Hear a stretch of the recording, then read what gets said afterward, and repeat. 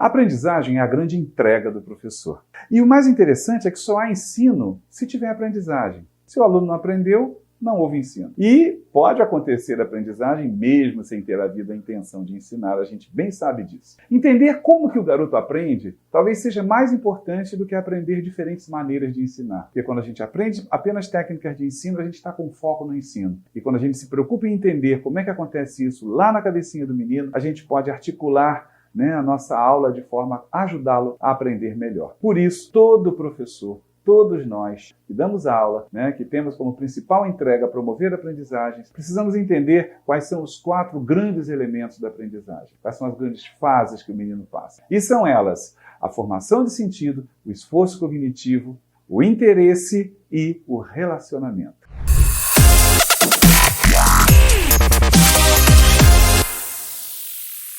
Eu sou Júlio Furtado e esse é o Papo Pedagógico número 1. Tudo começa com a formação de sentido. Ninguém aprende o que não faz sentido. E se a gente obrigar alguém a aprender aquilo que não faz sentido, não vai ter aprendizagem, vai ter decorebagem, se é que essa palavra existe. O cérebro é como se ele só permitisse que entrasse, como se fosse uma casa. Ele só autoriza que entre aquela pessoa que de alguma forma ele sente que é familiar. Então, a primeira preocupação do professor, de nós professores, deve ser como tornar o conteúdo familiar para o aluno. Para quê? Para ajudar esse aluno a formar sentido sobre esse conteúdo e o cérebro a abrir a porta. Porque se ele não abrir a porta, a aprendizagem realmente não vai acontecer. O esforço cognitivo, segundo grande elemento da aprendizagem. Quando o conteúdo faz sentido para a gente se esforça para aprender. O cérebro, ele é movido a sentido. Não, como a gente viu, ele não abre a porta se aquilo não lhe é familiar. E como aprender demanda esforço, a aprendizagem ela exige um certo esforço. Esse esforço ele é tão menor quanto mais sentido aquilo tenha para nós. É só a gente parar para ver o que acontece quando a gente está assistindo um vídeo sobre um assunto que nos interessa bastante. Então, quando a gente está lendo alguma coisa sobre um assunto que a gente tem grande interesse, a gente perde a hora, a gente nem percebe o tempo que passou ali prestando atenção, se esforçando. Por falar nisso, a gente fala muito de esforço cognitivo, mas que esforço é esse? São 3 os grandes esforços que qualquer um precisa fazer para aprender. São eles: prestar atenção, se concentrar e persistir. Então, a atenção, a concentração e a persistência são os 3 principais esforços que alguém precisa fazer para aprender. E esses 3 esforços, como a gente já está vendo, eles nascem de maneira mais natural quanto maior é o sentido que aquela aprendizagem faz para mim. Então, se não fizer sentido, não adianta muito forçar o garoto a prestar atenção, obrigar o garoto a se concentrar ou ameaçar para que o garoto persista. Embora a gente sabe que a gente faz muito isso em sala de aula, eu entendo, às vezes rola mesmo, fizeram muito isso com a gente também, mas não vai funcionar. Por quê? Porque a atenção, a concentração e a persistência que nascem do sentido daquilo que a gente está aprendendo são naturais. E por serem naturais, elas nos levam a aprender muito mais e de uma maneira muito mais plena, de uma maneira muito mais significativa. E isso reforça a importância de, nas nossas aulas, a gente insistir no sentido que aquilo tem que fazer para o garoto, porque todo o resto nasce daí. Entender isso, então, é importante para a gente, porque quando a gente percebe que o garoto não está se esforçando, não está prestando atenção, não está se concentrando, não está persistindo, a gente sabe que vai perder tempo naquele processo de obrigá-lo, naquele processo de forçá-lo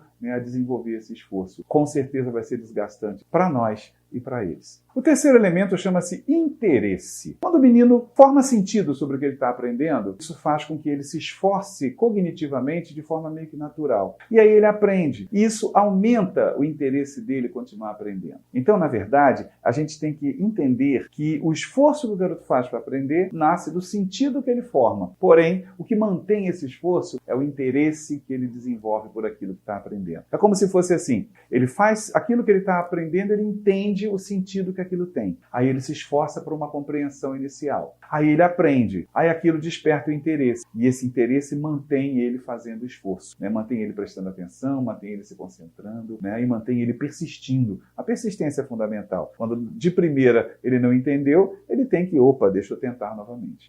Aí vem a parte mais interessante. A formação de sentido, o esforço cognitivo e o interesse, gente, isso tende a ser, todos esses três momentos tendem a ser mais intensos se a relação entre o professor e os alunos for uma relação boa, uma relação afetiva, né, uma relação positiva, amigável.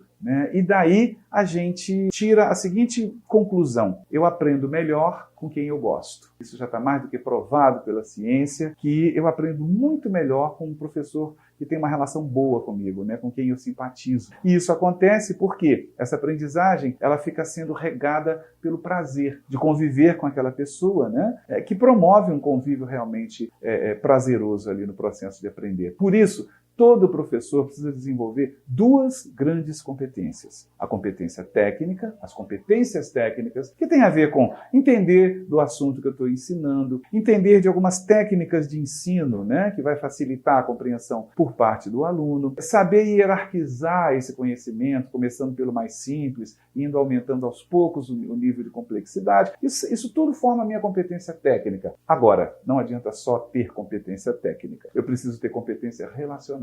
Eu preciso saber cultivar um relacionamento saudável, um relacionamento afetivo, para que esse relacionamento tempere as minhas aulas e esse interesse seja mantido de uma forma mais plena. Então, existem muitos de nós, professores, que somos excelentes tecnicamente, mas não somos lá muito bons em termos relacionais.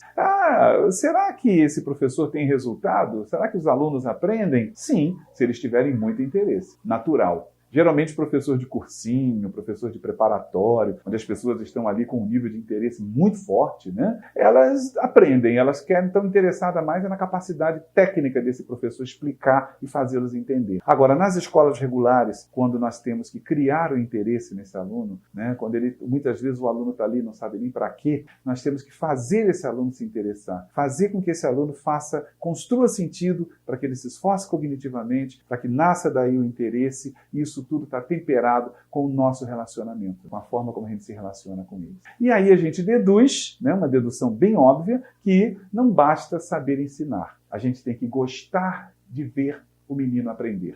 Talvez esteja aí o grande mistério da nossa profissão. Gostar de ver o outro aprender. E aí, isso fez sentido para você? Se fez ou não fez, escreve aí nos comentários, vamos interagir sobre isso. E também, se você gostou do vídeo, encaminhe esse vídeo para outro professor, colega seu, ou para pessoas que possam se interessar por esse tema, ok? Obrigado pela sua companhia e a gente se vê no próximo Papo Pedagógico.